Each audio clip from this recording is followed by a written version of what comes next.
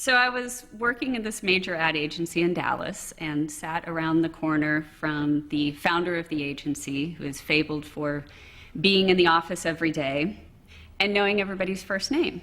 And I passed him in the hall and said hello to him. And he was consistent always in looking you in the eye and saying, "Hello, Jeannie." And he passed me in the hall and he looked me in the eye and then he turned away. And to the ground he said, "Hello, Jeannie." And I was on my way somewhere and I turned right around and headed back to my desk and started uploading files because I knew that was the day I was going to be laid off. The phone rang and it was the chief creative officer of the agency. And I just sat there looking at the caller ID, his name. And now this guy's calling me on the day that I know there are layoffs on my floor. Hello? Hey, dude, come down to the office for a sec? Okay. Hung up my phone. I walked by my partner's office and I think I'm going to get laid off.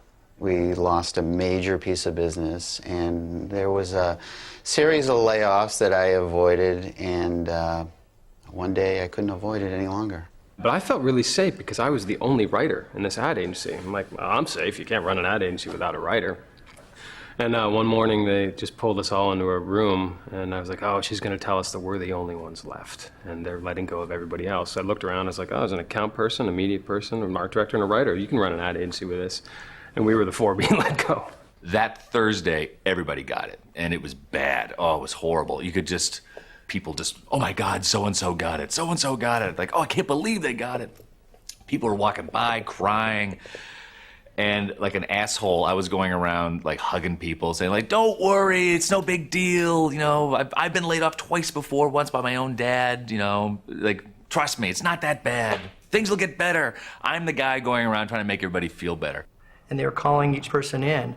But it's this glass-lined conference room, so anyone who walks down the end of the hall going up the stairs, they can see into that. So they know who's ever going into that room, who's ever sitting in that room right now, is getting laid off. Friday, the next day rolls around, and they're having a big meeting where they're going to announce that, hey, basically everybody that's in the office today is fine. On our way to the meeting, we get a call from our creative director, and they say, like, "Hey, would you know, I'd love to talk to you." So we're walking over there, and my partner's like, "Why are we gonna have that meeting?" I'm like, "Dude, don't you understand? We're getting promotions." I got to work in the morning at 10 o'clock. And I got this little, beep on my phone. And the HR person came in with her hatchet and closed my door, and that was it. It was a very perfunctory meeting, took about 4 minutes. Here's your paperwork, here's your severance, goodbye, see you later. Blah, blah, blah, blah, blah, blah, blah. Whatever happened after that, I don't know. We had to move rooms because the meeting went longer and that conference room was booked, so we had to go move to another room. This is a joke, right? This is was a secret camera somewhere or something? And my partner starts freaking out. He's just like, we're getting fired. We're getting fired. I'm like, shut up. We are not getting fired. I go, we just won the only piece of business in 2008. We don't get fired. My boss came to me and said there's going to be layoffs. Basically, your head's on the chopping block. And I was like, cool. I think I tried to say something funny like, I'm not going in until the HR woman leaves, and nobody laughed. I emailed to a buddy of mine. I sent an email, a quick one, that said something to the effect of, what are you doing this afternoon? I got to go get laid off, and I'll give you a call in a bit. Got my cell phone out and I texted my wife and I just wrote, fired. Called my wife and I said, hey, hon, can you come get me at the train? I'm on my way home. She's like, oh yeah, you got the day off. You coming home early? And that's when I thought, oh no, it's true. Yep, we're letting you go. And I was just like, okay. I was so pissed because I didn't see it coming. That's the only, I was just so mad. I was like, what? And yeah, so we got let go on Friday the 13th. Yeah.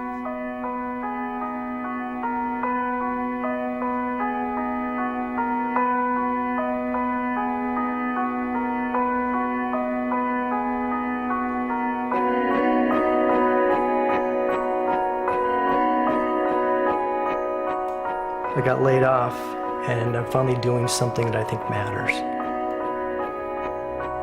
So.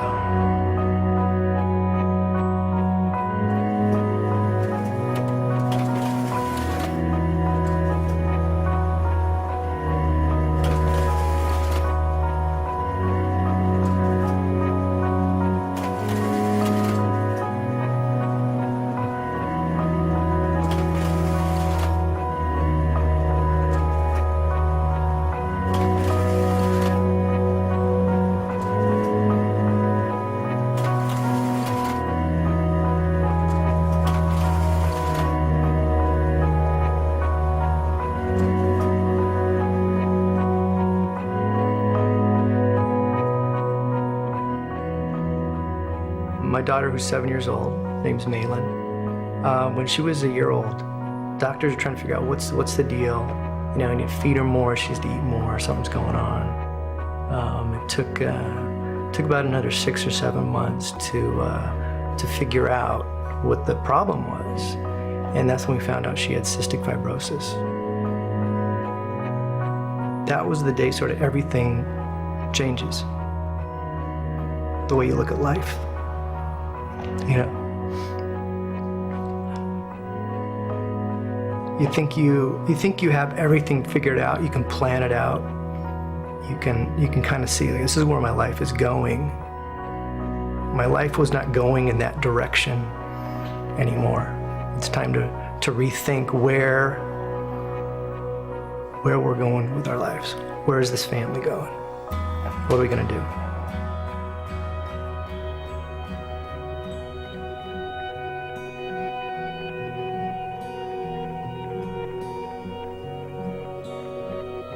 I got laid off and I panicked. First of all, your ego is deflated, and you feel worthless. You feel as if no matter how long you were at the company, something went wrong. You did something wrong. There was just this moment of shock. I mean, it was really like someone had punched me in the chest. I felt like I had failed. I've always been a high-achieving person, and this was the first time that somebody in a professional environment had said, you know, in such terms, we don't want you anymore and you don't do what we want. It was an awful feeling. I've never had such a low self-esteem.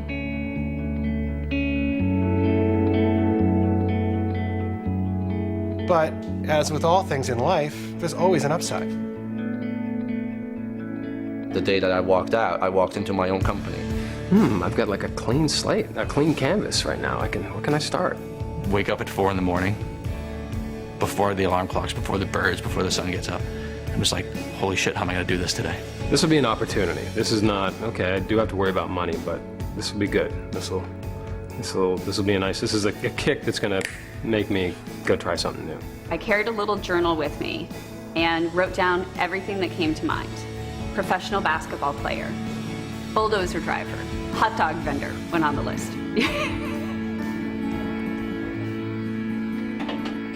I got laid off and I was thrilled.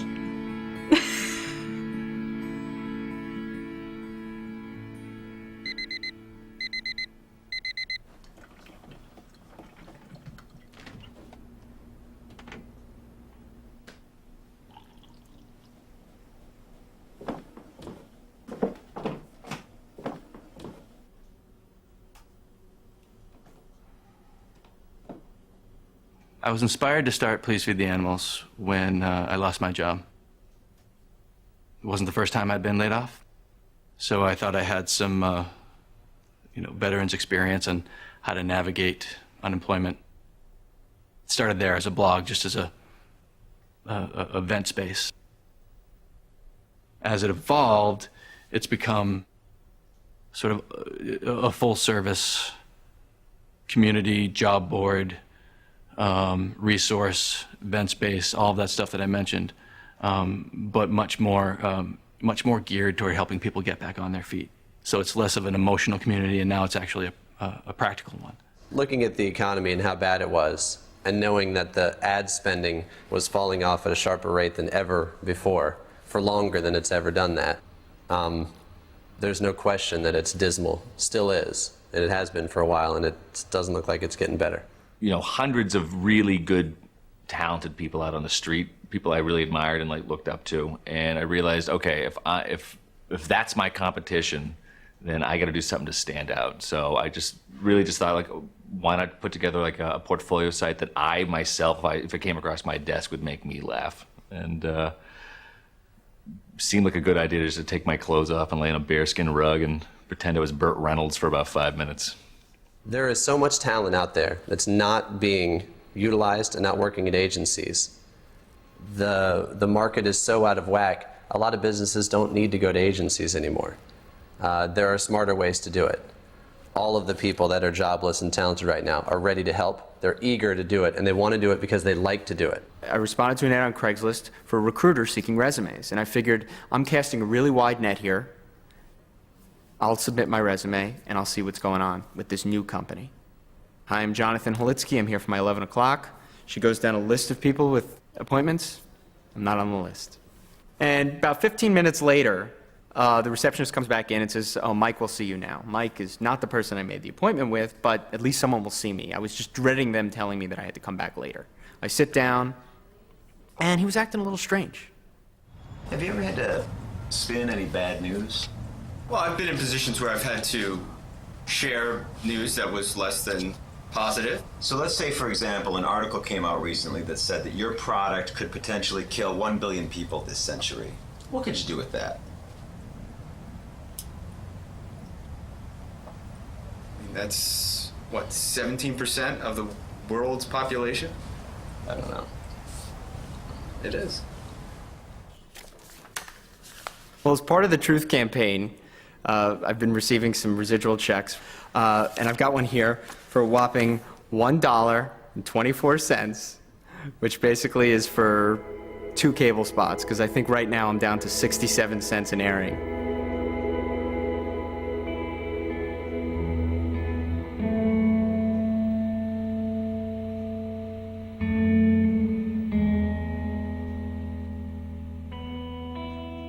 About 10 years ago, there was a study done in Australia among people with cystic fibrosis, and they found there's one group of people that seems to be healthier. They have better lung function, better scores, they were healthier than the regular population.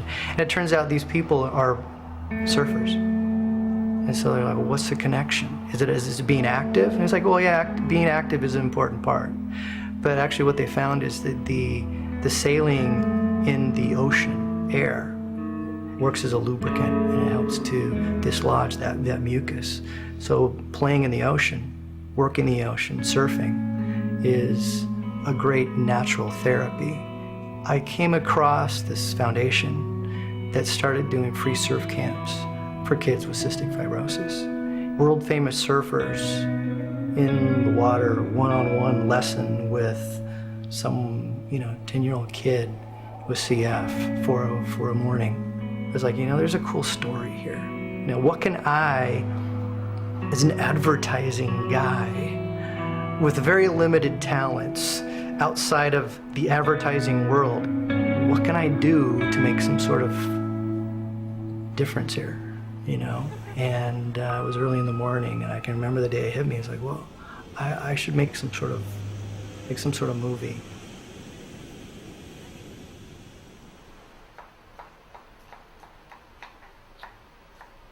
Well, I started working in advertising in 2003, and by 2006, I knew I didn't want to stay in it, but I wasn't sure what I was going to do. So I started looking around, I started exploring different things, and I found yoga.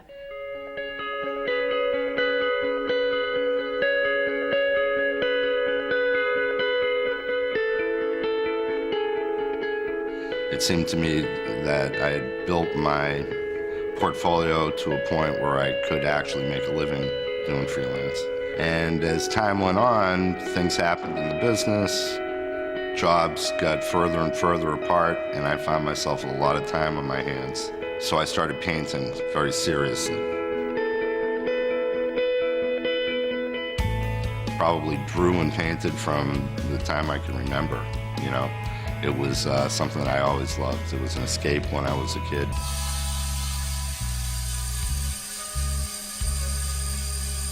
I had in the back of my head this whole coffee thing. And, you know, I'd always been a home roaster, and I thought, well, maybe I can do something with this. Can I make this work? What can I do? You know, this machine that I have out here was quite an investment, and so I did the research on which coffee roaster I wanted, and you know, one day I pulled the trigger, bought it, and arrived at the house here. I didn't really have any clients or anything, you know. I just had this $10,000 coffee roaster, and we're like, where are we going to put this thing? What working on this film has done for me is it gives me a really good reason to get up every day and try to figure out how am I gonna, it's the independent filmmaker thing, you know, how am I gonna pay for this?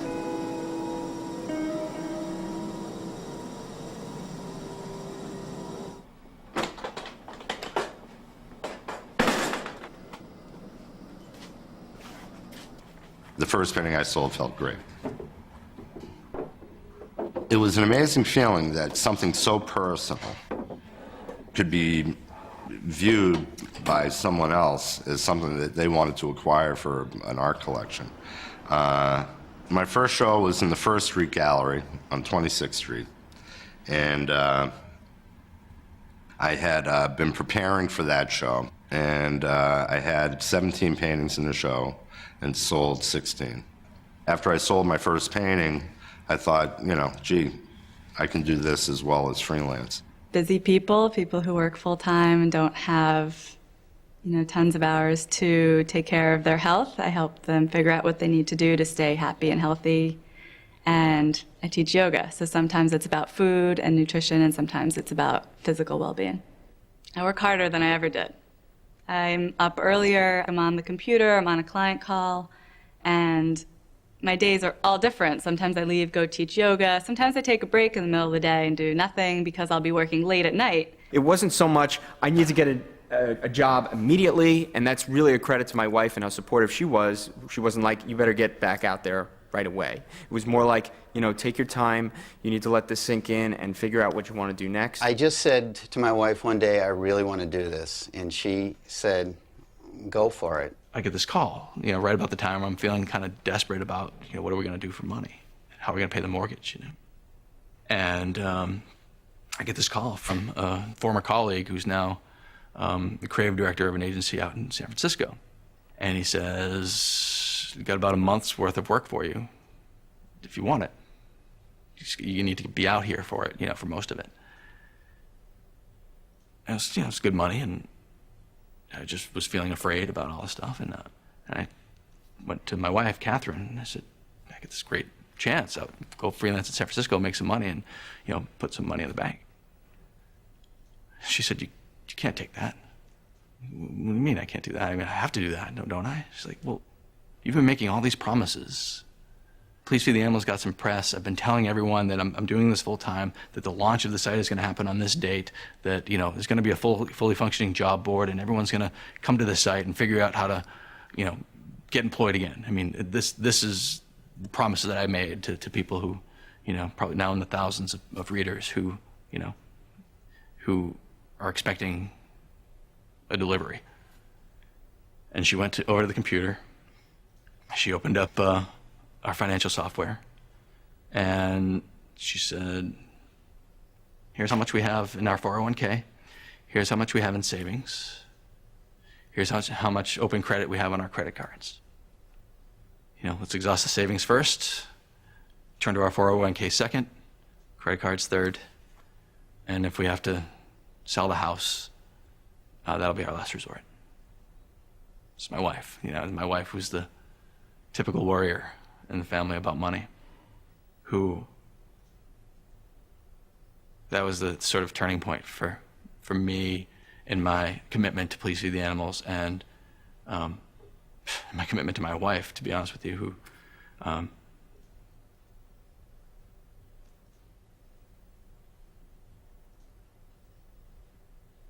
my wife, who I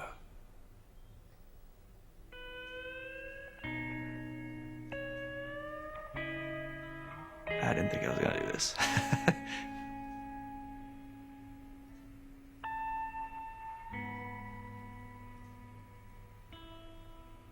One of the pieces of advice that I read somewhere early on was, don't be the person who's out there looking for a job, be the person who's out there doing something interesting. And I thought, what a great piece of advice, because I don't want to be the person out there looking for a job. I just don't, you know? You know, people sit around all day and like waiting for the phone to ring, and you're just a blinking light on someone's voicemail. Sometimes there's things you love to do that you forget about. So put your energy in the things that you love. Put all the energy you can into those things and see what happens.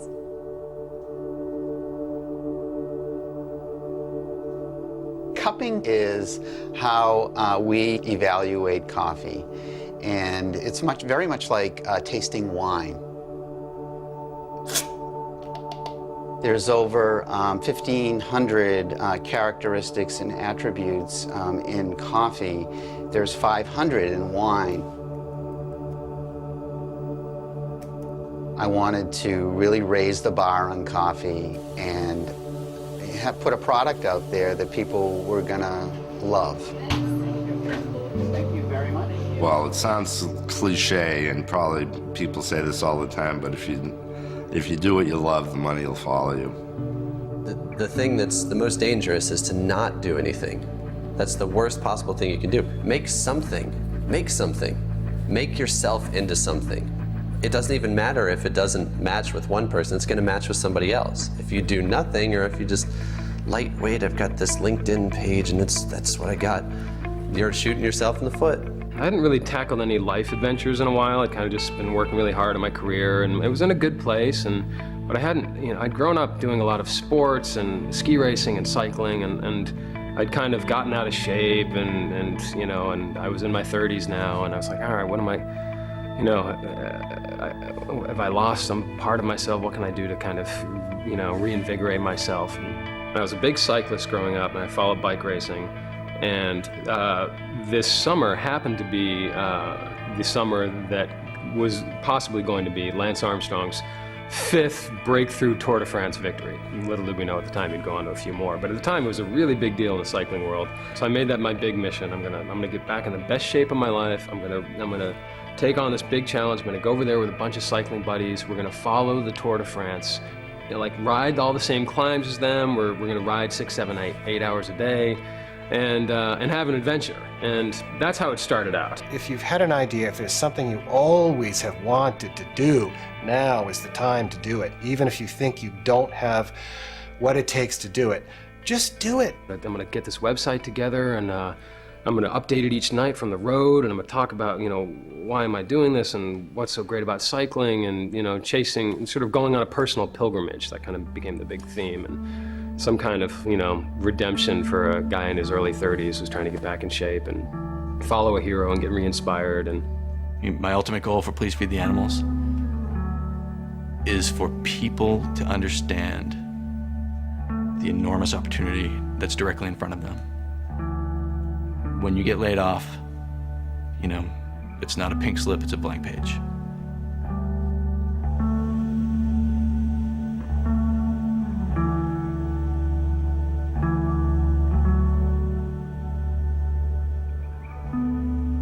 I think it's easy to fall asleep in your own life and just kind of take what you have and assume that that's the best you're ever going to have. But you can make huge, huge, profound changes. I know for myself, but also with my clients, I see them do this. And it can be the smallest thing, like changing something about your diet.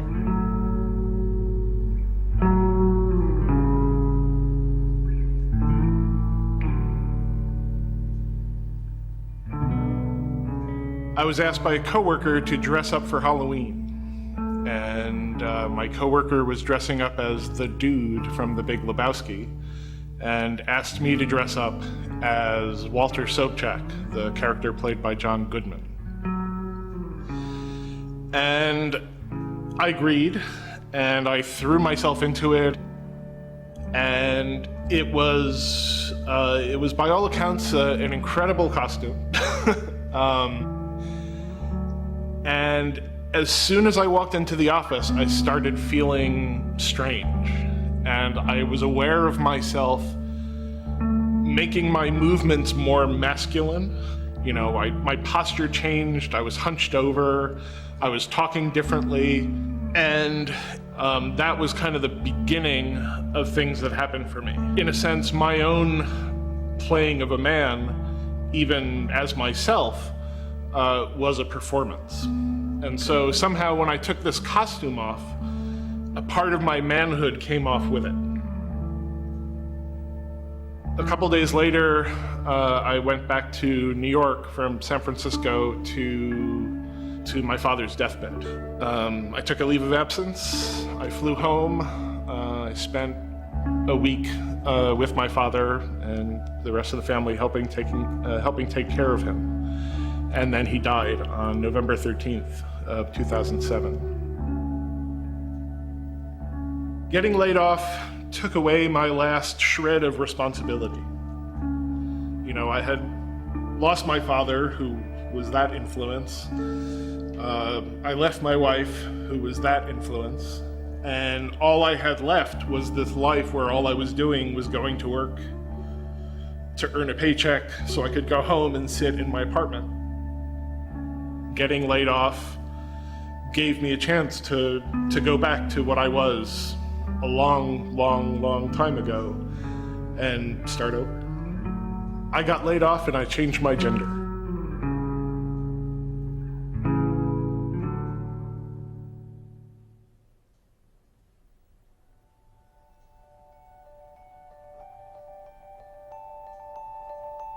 When I was a child, I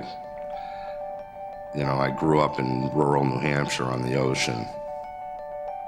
And I was one of those people that liked the beach in the winter more than the summer. And I think it's because I was alone there. There's something about that, that aloneness to me that's sort of spiritual.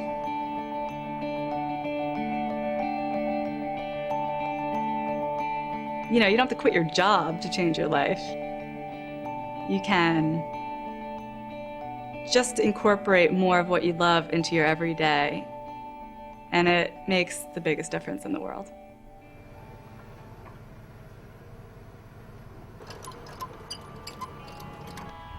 I was in advertising for 22 years, and so I took all that marketing experience and used it for this business. Designed my own bags. I put up my own point of purchase displays. I designed my own website, everything. But having that marketing background was just such a wonderful thing for me to have. People that I worked with in advertising were some of the most unhealthy people I have ever met. You know, it's just this constant stress, and nobody takes time for themselves. A lot of people don't see their families as much as they'd like, and it's a shame. And a lot of people would say to me, nobody likes when you leave to go to yoga at night. I mean, I think it's really cool and I respect what you're doing, but you should know that people talk. So, talk. If somebody would ask me if I would ever take another agency job again, I would say no. I mean, I would work for a client, yes, but I would never go back and lose this independence. Never. Cards of Change is where we ask laid off people to upload their old business card and write on that business card their new contact info, plus one positive change that happened in their lives as a result of being laid off. Having left the ad agency world just gave me time to do other stuff in my life, like a lot of volunteer stuff and things like that. You've got time to plan your daughter's wedding. You finally see your kids again. You eat 3 meals a day. Yeah, every day feels like the weekend, and I'm just happier. Just happier. Looking for a new job is as much a full-time as anything else. So, but I still figured I can give 3 hours a week to God's love. I work in the department where the applications are evaluated to determine the client's eligibility. Anybody who signs up, they'll turn it around and get you a meal in 24 hours. And that really opened my eyes to just doing good things.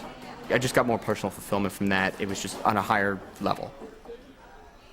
Over the years, offers have always come in, and I've just sort of brushed them aside. I'm happy. I'm doing I'm doing my own thing. I'm running my own business. I'm not going back. I'll never go back. If I went back, I'd probably be fired in the first week because I'd act like I write. And so you can't. I mean, you just can't be like that. You have to play the game if you work for the man. Ad Rants is technically a weblog. We write about advertising news, new campaigns, interesting creative trends, current topics, but with a little bit of a twist. It's snarky, it's wise-ass, it's fun, it's, as a friend once said, something that people read when they're feeling bad, which actually worked really perfectly for the point I was in my life, having been laid off. I was bitter, I was upset. And as a side note, I had just gone through cancer. I had colon cancer. And so I had faced, an operation. I had gone through 8 months of chemotherapy. So to me, the world was a terrible place. And all of that came out in my writing and my voice. Sort of like, can I say fuck you? Bitch, moan, hate, get it out of your system, and be hungover the next day. And make that the end of it. I sell bills to pay and things, and I worry about painting, selling, and the bad economy. But I feel like I've made a good choice for me at this stage in my career. And I can concern myself more with the art than the expense of living in a place like Manhattan, which for me is important right now. I don't know where I'm going to end up. If it weren't for losing my job, my life would be awful. Because my life is great now. I love it. I'm still falling and I haven't hit the ground yet, but I just needed to push off the cliff. And, so in a way, I appreciate it. Getting laid off was not a bad thing. It's like, well, now there's like the world of possibilities. So, making a movie, that's just one of the things. Who knows what else is going to happen?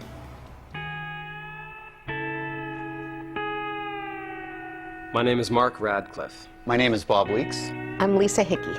My name's Tom Van Dale. Steve Hall. I'm Lawson Clark. My name's Eric Prue. My name is Hank Leber. Jonathan Halitsky. Jeannie Shad. Todd Galentine. My name is Ronan Doyle. My name is David Cohen. Kevin Kearns. Michelle Fennekas. My name is Curtis Glade, and I got laid off from a big ad agency. It's awesome.